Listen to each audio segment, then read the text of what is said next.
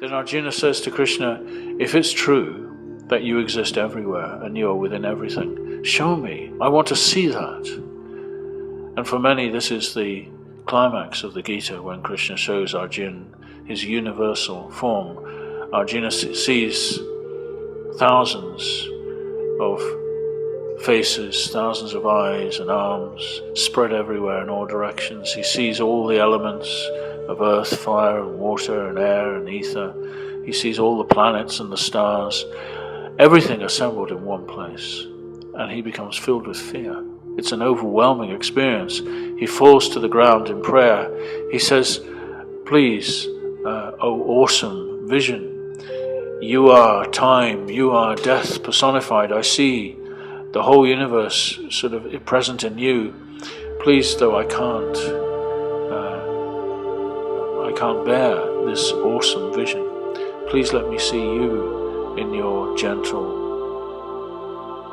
personal, loving form as you are. And then Krishna promises Arjuna, if you live your life for me and you offer your service to me, think of me, I will rescue you from this ocean of birth and death. This world is just like an ocean, and we're drowning really in this ocean. But the loving hand of God is there always to rescue us. So that concludes the second part of the Gita, the second set of 6 chapters. The final part, which I've called the journey, is more information about living in this world in relation to the Supreme. Krishna says this body in which we are is like a field, and the worker in the field is the spirit. Never to confuse yourself with the field, but work in this field in a way, in a detached spirit. And this field of activities in which we all are is conditioned by the 3 qualities.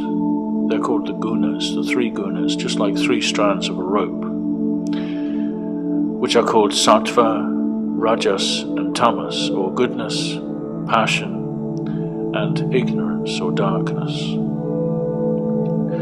Darkness is that tendency which is there in all of us for sleep, for forgetfulness. Rajas or passion is that tendency to fight and strive, to do battle really with the world, to be ambitious and try to get the fruits of work. And goodness is the spirit of enlightenment and peace. This world, Krishna says, is like a tree, an upside down tree, shown here in reflection. And in this upside down banyan tree, which has unlimited branches and roots in all directions, the living entities are caught.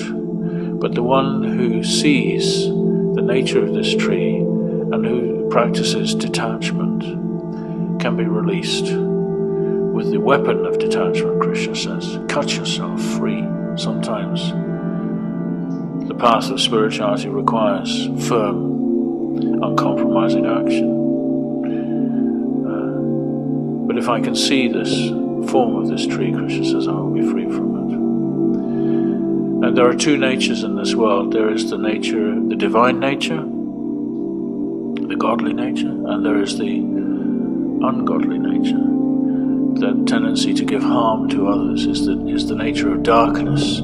At all costs, Krishna says, avoid this doors to darkness, but recognize that there are some who have acquired this nature and who